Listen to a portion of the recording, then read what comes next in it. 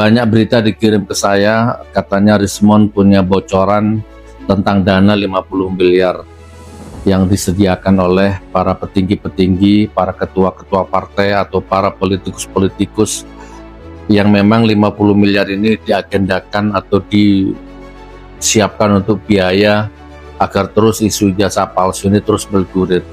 Sebenarnya kasus ini wacana ini sudah lama dihembuskan oleh geng Solo ya, oleh dinasti Solo itu dan lain sebagainya. Oke teman-teman, saya cek beritanya, saya cross check tabayun ke beberapa pihak ya yang di Jakarta. Ternyata ini berita ini hoax ya, berita ini nggak jelas, berita ini nggak benar. Tapi saya mau kesampingan itu ya. Saya ingin tetap fokus ke satu titik koordinat, yaitu dinasti Solo atau rezim terkutuk laknatullah atau ijazah palsu itu titik koordinat saya. Jadi walaupun Iran Israel perang, saya nggak teralihkan, saya tetap ke sana. Jadi walaupun ini kan dari dulu begini polanya teman-teman ya, coba fokus saudaraku ya. Inilah ciri-ciri curang, ciri-ciri culas, ciri-ciri munafik, ciri-ciri penjahat ya. Ini ya kan, masalah semudah membalik telapak tangan, masalah yang semudah bernapas dibikin ribet, riwet, bertele-tele dan makan banyak korban. Coba dulu zaman saya ini ya, sebelum ada Mas Roy Suryo, belum ada Dr. Tifa, belum ada Rismon ya, belum ada Bang Egi, belum ada DHL, belum ada zaman saya ya. Ketika waktu itu rezim terkutuk itu masih bayi lah ya, masih baru-baru muncul, dimunculkan oleh oligarki ya, zaman-zamannya masuk gorong-gorong gitu ya.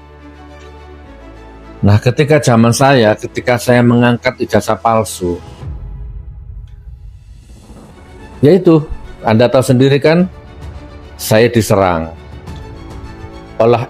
Saya diserang, ijazah saya nggak tamat SD, nggak pernah mondok, nggak bisa kitab kuning, ya kan, anak dajjal, nyungsep mabuk di tempat lokalisasi, kan gitu. Serangan masifnya tuh lewat ormas ya kan. Nah lalu saya dilaporkan, diintimidasi ya kan, paspor saya dicabut, saya dicekal, nggak boleh keluar negeri, bahkan saya sudah mendarat di Hong Kong waktu itu. Tiba-tiba saya nggak lolos, saya digiring, diintegrasi hampir 6 jam, lalu dideportasi paksa, dipulangkan lagi ke Indonesia, dan terbit surat saya dicekal selama 3 tahun, nggak boleh keluar negeri. Nah, jadi yang saya permasalahkan itu adalah ijazah palsu, diindikasi palsu, ijazahnya Jokowi itu, tapi yang diserang saya, yang dipenjara saya, ya dituduh antek HTI, dituduh FPI, ya kan, diintimidasi, pesantren diganggu, rumah diganggu, dakwah diganggu. Nah, akhirnya berakhir di penjara. Dan di dalam penjara, di dalam sidang, ijazah asli nggak pernah ada. Itu zaman saya. Nah kan, sampai detik ini sudah hampir 5 tahun. Ya. Nah, sekarang bergulir terus ini, uang 50 miliar, ini itu. Roy Suryo diserang, Dr. Tifa diserang, Roy Suryo dijuluki Roy Panci, ya kan, Dr. Tifa teroris, gitu kan, dan seterusnya. Nah, tapi sampai detik ini nggak ada ijazah asli itu, belum inkrah di pengadilan. So ijazahnya Jokowi terbukti asli, tok, hakim memutus belum ada, berkekuatan hukum belum ada, terus berpolemik. Ya kan, padahal sidang demi sidang selalu menunjukkan ada kemajuan bahwa memang fake palsu. Berapa kali sidang di Solo nggak pernah datang, pengacara selalu ngomong, berbusa-busa mulutnya pengacara, nanti di pengadilan ditunjukkan. nanti di pengadilan ditunjukkan, ya kan? Jokowinya ngomong nanti kalau pengadilan yang meminta sebagai warga taat hukum, saya akan datang. Sidang hampir 5 tahun ini bergulir, nggak pernah nongol di pengadilan, dipanggil secara patut nggak datang. Oke teman-teman, mengulang-ulang terus kan akhirnya bahasanya, karena memang begini. Ini sampai 10 tahun sampai 100 tahun ya begini terus. Ijazahnya nggak ada, di TV berantem, ya kan, Permul sama aktivis berantem, ya kan, nggak ada kejelasan hukumnya ini. Polisi bermain, jaksa bermain, hakim bermain, buzzer bermain, influencer bermain. Esensi dari masalah ijazah aslinya nggak ada. YouTubernya bermain. Halo, persoalan semudah bernapas, semudah membalik telapak tangan. Di negeri Konoha jadi ruwet. Ya kan, di negeri Konoha itu semua rakyat seolah-olah bodoh semua, goblok semua.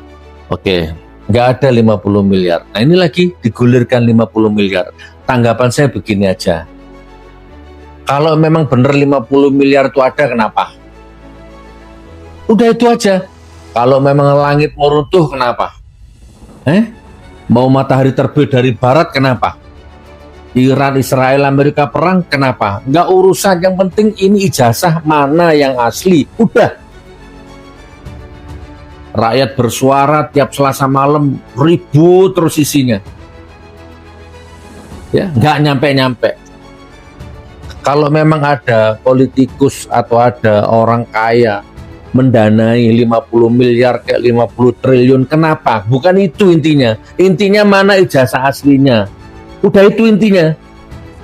Saya udah nggak mau kan bahas ini sebenarnya. Tapi kan terus lewat di depan mata ini. Terus nanti ada yang komen, Ustadz kok benci, Ustadz kok tukang benci, tukang fitnah, tukang hibah. Terserah saya mau tukang benci, tukang fitnah, tukang hibah, nggak penting. Yang penting mana ijazahnya, itu yang penting. Ya, itu intinya. Mau matahari terbit dari barat, terserah terbit ya. Matahari terbit dari barat, terserah. Mau bumi ini tergulung-gulung, terserah. Mau bumi ini balik, terserah, nggak urusan. Itu intinya. Jadi nggak usah debat di TV, nggak usah bayar pengacara. Cukup hadapi sendiri, gentle. Ini ijazahku. Selesai. Dan bahasa ini sudah ribuan kali diulang. Ribuan kali diulang. Muter saja. Mengalih-alihkan perhatian. Mencari-cari korban.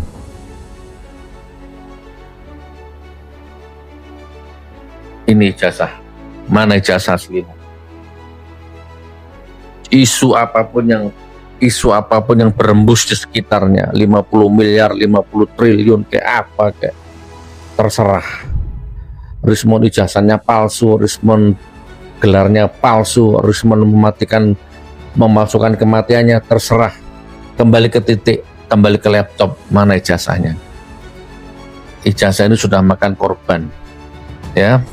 Sudah banyak orang di penjara, banyak orang dilaporkan, banyak orang dikriminalisasi.